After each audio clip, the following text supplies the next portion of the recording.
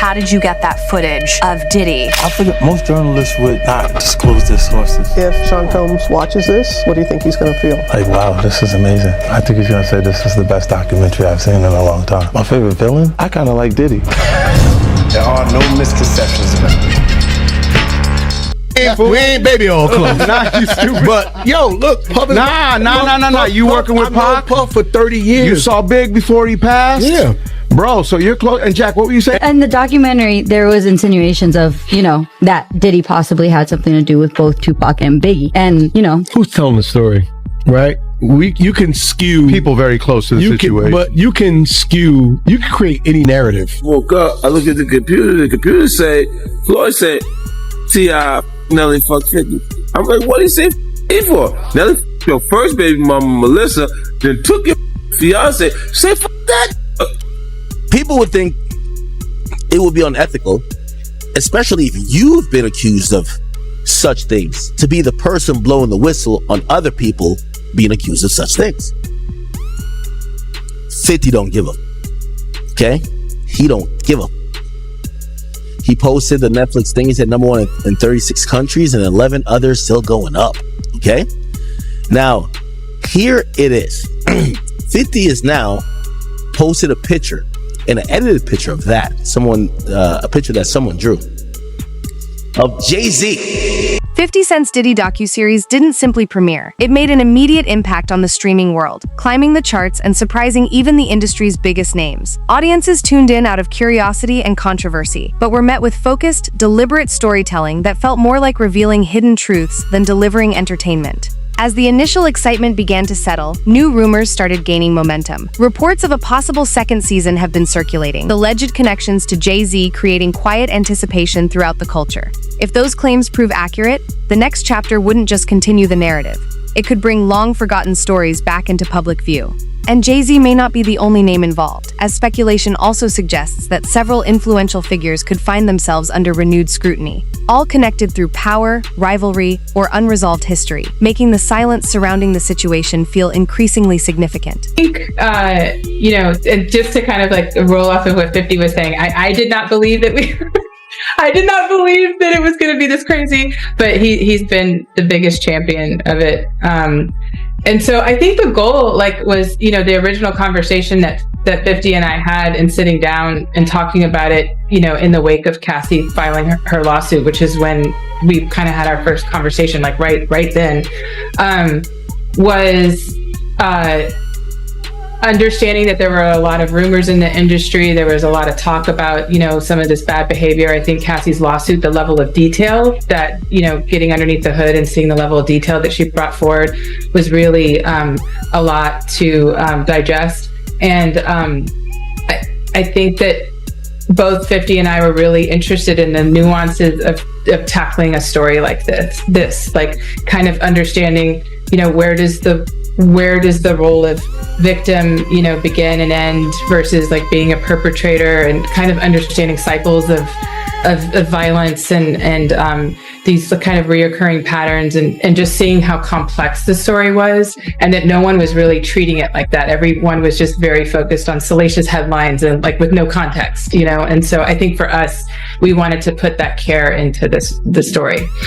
But they did characterize it as a hit piece in the very beginning, is because they didn't get a chance to watch it, when they were saying that. And then after they see it, you see everyone's changed their mind, and it becomes the number one dog.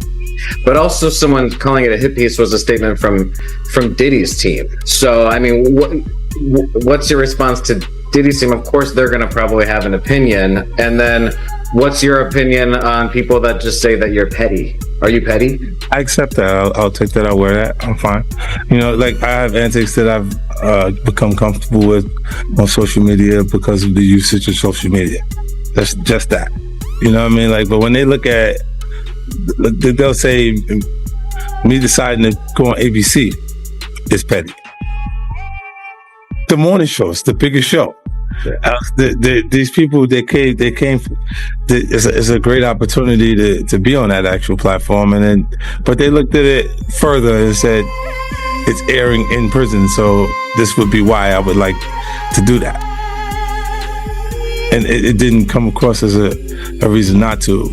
Of course, I was aware that it would be airing. And for both of you, one of the other questions fans are asking is, there are a lot of great and powerful interviews in this, but where are A-list celebrities? Where are people in his orbit that remain silent? Like, they've never really even spoken out against the allegations or anything that's going on. Are people just concerned about their careers? Are they afraid to speak out? Because I remember Harvey Weinstein, right away everyone was like piling on and talking. Why is everyone afraid to say anything about Diddy? It's a part of the hip hop culture. Like, they think that they are telling something. Or just mind your business type of thing. Like, so if there's no, other than that, you would look, if I wasn't saying the things that you've heard me say, there would be nothing being said at all. So it'd just be, you would assume that the culture is for those behaviors. As speculation surrounding Season 2 continued to build, Marlon Wayans unexpectedly became part of the discussion after encouraging people to approach 50 Cent's series with caution during an interview. He referenced the long-standing personal conflict between 50 Cent and Diddy, while questioning how documentaries can influence public perception and shape narratives. His remarks, centered on motive and accountability, quickly sparked strong reactions. 50 Cent responded almost instantly with memes and pointed social media posts, turning a single viewpoint into a highly public exchange that kept their ongoing tension firmly in the spotlight. Time for a social media beef with 50 Cent. What was it like in the family chat? Well, brothers, they were funny. Damon was like, why you pick the biggest brother? He's on gamma rays. Stick to beefing with Soulja Boy, Kevin Hart, people that we can beat. You fight him. Leave guys that got shot 9 times alone. He survived 9. And so I backed out. I just said his name. They asked me about the documentary. I was like, I didn't see it. And then they asked me about it, and I just gave my opinion. I was just like, I don't think brothers need to be quarreling in public like that. And then what I get into? A public quarrel with a brother. And I just think it was bad for the culture. And so I kind of backed out. I don't even say that name anymore. If you ask me, hey, you got change of $1, I need a half $1. So you need a half $1. All right. So I'm going to make it abundantly clear. I'm not here defending Diddy. I am here because I got dragged into this because somebody asked me a question and I had an opinion. Nobody's wrong for giving an opinion about any subject, period. I'm not here defending Diddy. Don't let the narrative fool you or get to you. Once again, somebody's creating narratives. This is my point. So please look at the whole clip that I did and then look what happens with the narrative. And that's what I'm telling you. Y'all people don't be sheep. Use your brain, use your freedom of thought, freedom of speech, and don't ever let nobody bully you. Never. Don't let nobody bully you. You got me? Love. Now back to trolling this troll. What makes this confrontation so compelling isn't just the high intention and the way narratives are presented. Even so, his words appeared to resonate differently with 50 Cent, and with the audience following the situation. The reaction the back and forth between 50 and Marlon Wayans. With him and Marlon Wayans, I don't understand, Marlon got his own opinion, just like everybody got an asshole. He got his own opinion too. You know what I'm saying? And he's going to say whatever he wants to say.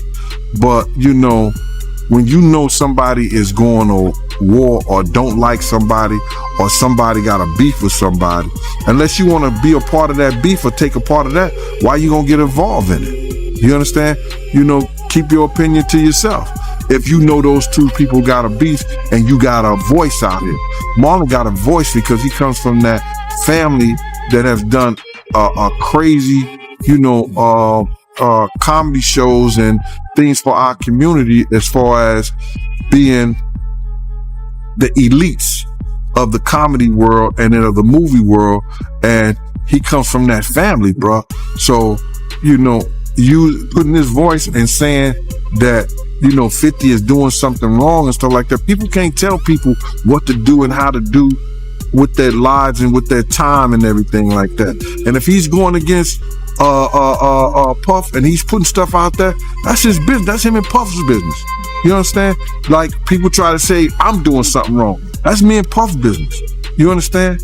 No, but it's all right for him to send dudes to try to do something to me. It's all right for him to, send people or get them information so I can lose my job. It's all right for them to do what they do.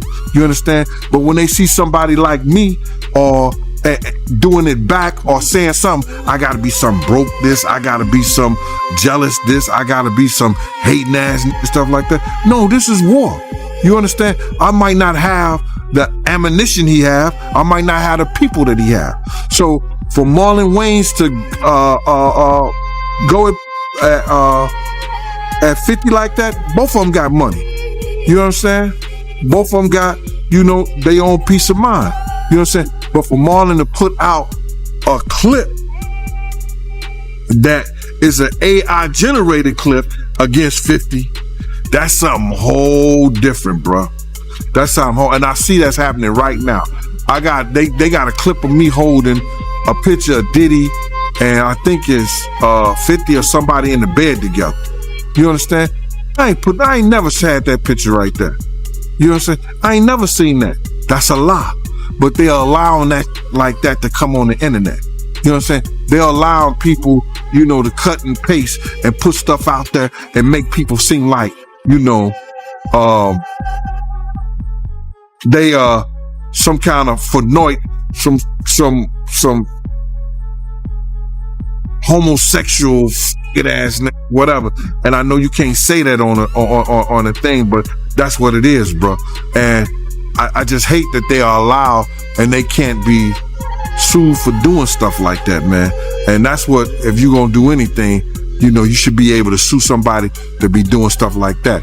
For him to put 50 in the hot tub with Puff or get that picture when he knows it's an AI generated picture, that was low. That was real low. But he said, so since 50 trolling, I'm a troll. So have that same energy when you see that man. Keep trolling when you see that man.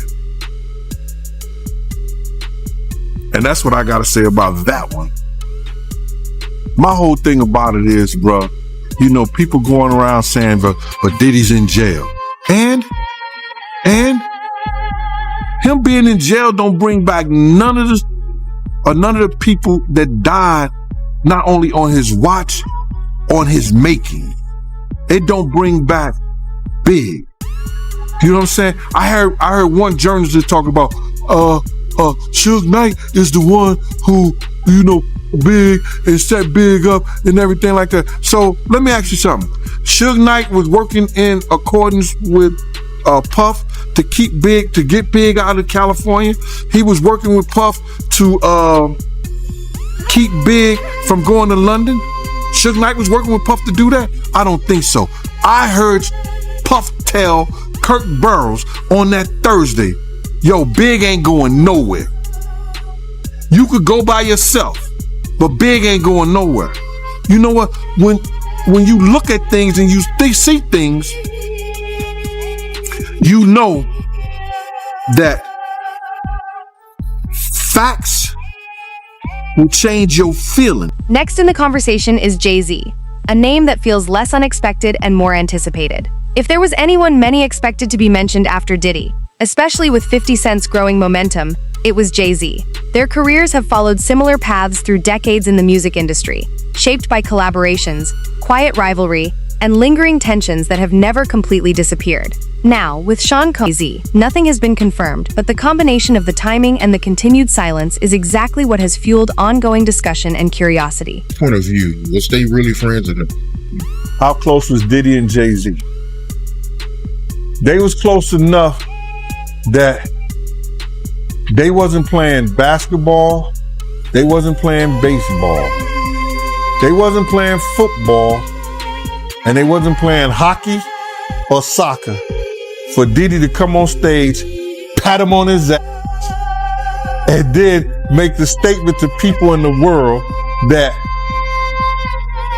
can't nobody call me Sean but Jay-Z. Now, I don't know what kind of statement, and I can't say, I wish I could say half a homo, but I know I can't say it, but I don't know what kind of half a homo that is, and you trying to say that you're not close to somebody. You coming on stage, patting them on their ass, and then you making a broad statement to the public. Can't nobody call me Sean but Sean Carter. And I heard Jay-Z said the same thing about them. But they were so close that they had matching white girls together. Because when they used to see each other, they used to say, yo, how your skinny white girl doing? He'd be like, yo, how your skinny white girl doing?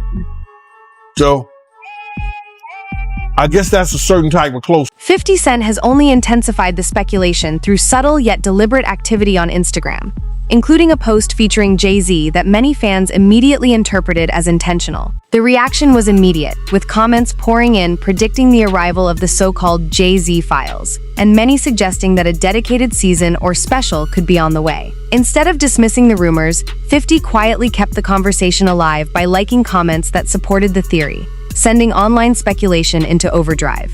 Considering Jay-Z's decades of influence, extensive business empire, and long-standing relationships throughout the industry, particularly his widely recognized connection to Diddy, the possibility of a deeper focus has been enough to capture widespread attention.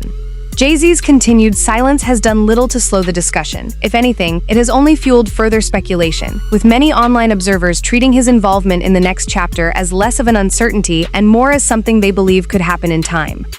Now, a lot of people think it's unethical for a rapper to be blowing the whistle on another rapper, given the fact that many rappers do the same things. Now, maybe not Diddy things, but I keep telling you, I know many rappers who they do domestically assault their women.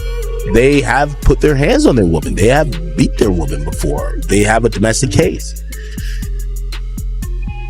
People would think it would be unethical, especially if you've been accused of such things, to be the person blowing the whistle on other people being accused of such things. 50 don't give up. Okay? He don't give up. He posted the Netflix thing. He said number 1 in 36 countries and 11 others still going up. Okay? Now, here it is. 50 is now posted a picture, and an edited picture of that. A picture that someone drew of Jay-Z. And 50 said, please stop sending me stuff like this. I'm not going to post it. But of course, he's being facetious because he posted the picture that he claimed he wouldn't post. Now, that's not the interesting part, y'all. The interesting part is when you look at it, 50 was in the comments here and he was liking posts. You can't see what the author, which will be 50, likes. But 50, and I guess I could post it on, give me a sec. I could post it on our burner page.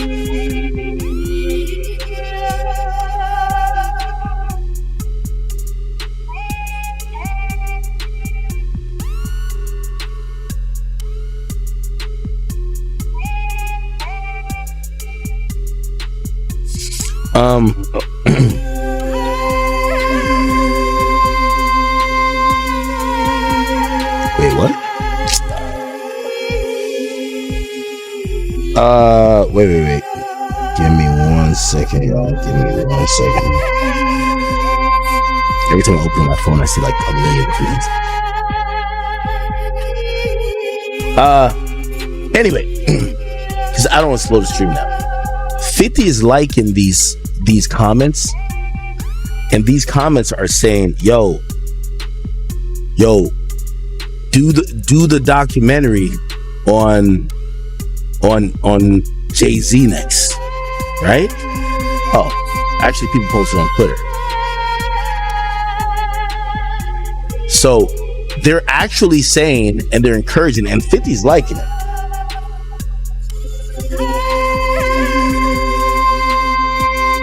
Here we go. It said 50 Cent liking the comments hinting Jay-Z's next. Somebody says, my only question. He's next, isn't he? 50 liked it. Okay. Another name being linked to season 2 is received lyrical insults, direct diss tracks, and years of public exchanges. What began through music soon extended into interviews, social media posts, and personal remarks that fans continue to remember. More recently, the tension resurfaced after 50 publicly mocked Rick Ross's touring activity and relevance, prompting pointed responses online. Now, as the documentary series continues to gain attention, 50 appears to be revisiting past conflicts, fueling speculation that this rivalry could return in a larger and more deliberate way. If season 2 explores these events further, Rick Ross may not simply be referenced. He could become a central part of the conversation, reinforcing the idea that some rivalries in hip-hop never truly disappear, but instead resurface when the timing is right. Hey guys, I just saw a very unfortunate situation that took place in Canada, and I wanted to say to everyone, that I hope that brother made it home safely. I hope that he now has a different perspective and a better sense of what to do and what not to do while you're out in the world. That part where the young guy was like, he did this little move and shit and got knocked the fuck out, like right there. That does not reflect him. That reflects his camp. And he might need to go get the Dream Chasers or the 305 Killers. Number 4 is Janice Combs, a name that rarely attracts public attention, but could become significant if season 2 explores how Diddy's story began. As his mother, Janice raised Sean Combs largely on her own following the early death of his father, providing stability and support while working multiple jobs to create better opportunities for her family. A former model and school aide, she has publicly criticized the documentary's portrayal of Diddy's childhood, arguing that it inaccurately represented her parenting and overlooked the structure, discipline, and care she worked hard to provide. Her response has reignited discussion, with some individuals familiar with the family offering differing accounts of their early home life. If the series examines this period in greater detail, Janice's perspective and the ongoing debate over how those formative years are portrayed could become one of its most revealing and closely debated elements, influencing how audiences view the origins of one of music's most influential and controversial figures. I already said that I believe that he was victimized, and I think it happened long before the industry. People really don't want to look closer into his childhood and to what his mama had going on in that house. God knows what he saw and what happened to him in his own mama house. All of those strangers, them up involved, looking around, seeing what was going on. And let's just be clear, it sounds like her house was a house of, professional freak-offs. So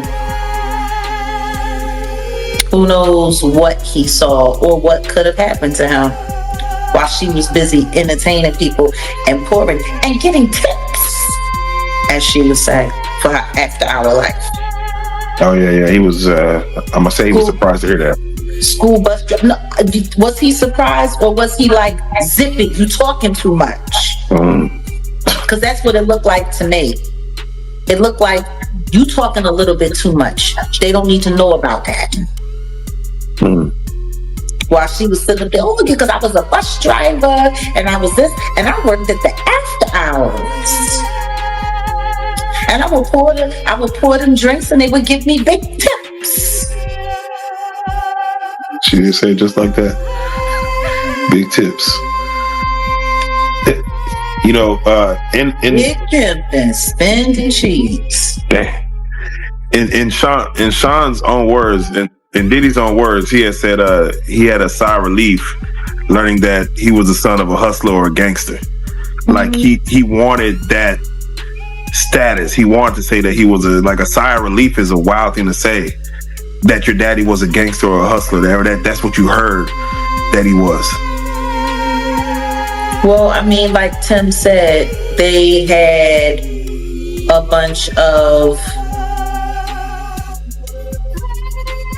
blaxploitation movies being played around the house all the time. They grew up with the Mac playing. They grew up with Superfly playing. Like, I mean, if that's what you got going on, you got two women in the house and there's no men around, and these are what the little boys are watching. You got basketball players coming over late at night. You got hustlers coming over, PIMPs coming over, women who look like they were modeling for Jet Magazine coming over. Like, it sounds like the nature of the environment is what shaped their perception of what cool was. By reposting clips from his media appearances, often adding captions that many interpret as subtle mockery. As speculation surrounding a darker and more aggressive second season continues to grow, fans are increasingly wondering whether Ray J's past controversies and public image could place him in a larger and more uncomfortable role within the unfolding narrative. Now, as a journalist, you heard me say what I said, and that's kind of what cranked this whole thing up. But then fast forward to the documentary.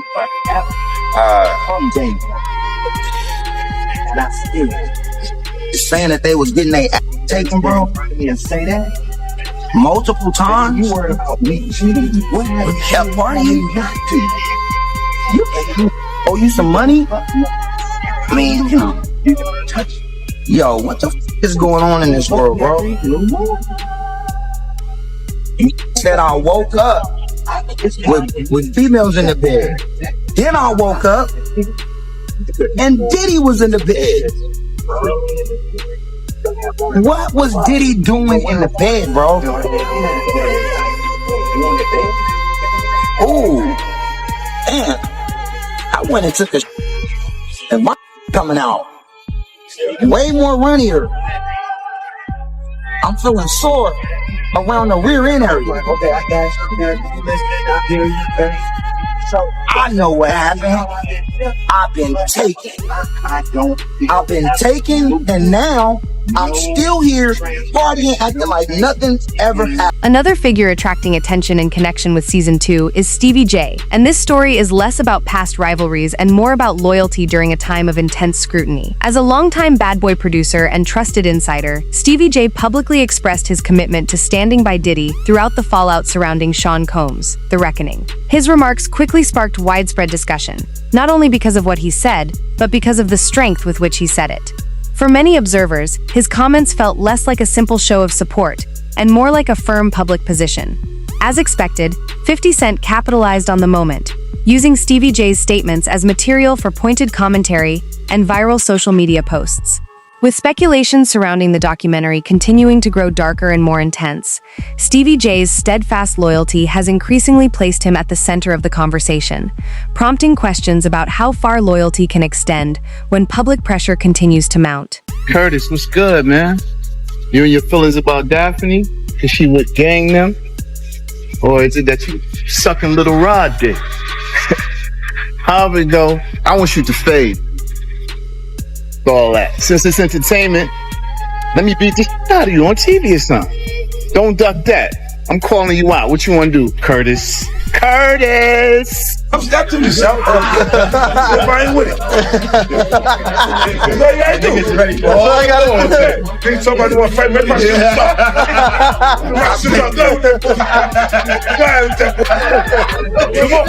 I hope you get past the security. Closing out the list of rumored names for Season 2 is Floyd Mayweather, a figure whose connection feels natural because of his long and complicated history with 50 Cent. What once appeared to be a strong friendship, built on mutual respect, shared success, and public support, gradually unraveled due to business disagreements, conflicting personalities, and competing ambitions. As financial matters and branding goals began to clash, private tensions became public, with both men exchanging pointed remarks online and openly questioning each other's loyalty and decision-making. Unlike many of 50 Cent's rivalries rooted in music, this dispute centered on influence, business, and personal pride. That is what makes Mayweather's rumored involvement especially compelling. It is less about entertainment and more about power, legacy, and what can happen when two highly influential figures refuse to compromise. You know what's crazy? People are always in my business, worried about what I'm doing. What Floyd is doing, what Floyd ain't doing, what I do got, what I don't got. Just know, I'm gonna stay in my lane, I ain't gonna with nobody, and I don't want nobody with me. If I go on vacation, my fault. When I go on vacation for 30 days, I take 30 watches with me. But you know what? What's crazy is this. If we add 10 more days, I take 10 more watches. But then I say, yeah, if I want to bring out the one and only, then I bring out the watch that costs 18 million. Matter of fact, you know what I'm gonna do for you haters today? I'm gonna go for $50,000 because I ain't got shit else to do. Money made all motherfucking day. This is a special ASLELS challenge for you, Floyd. If you can read one full page of a Harry Potter book, nigga, I'll give $750,000 to whatever charitable organization you want to. The buck is out. So what do you think? Is 50 Cent really getting ready to uncover another side of the industry in season 2? Or are these rumors simply setting the stage for something even bigger? And could these 7 names be just the first wave of a much larger story? Share your thoughts in the comments and be part of the discussion. If you enjoyed this breakdown, don't forget to subscribe so you never miss the latest updates. Thanks for watching, and until next time, stay informed and stay tuned.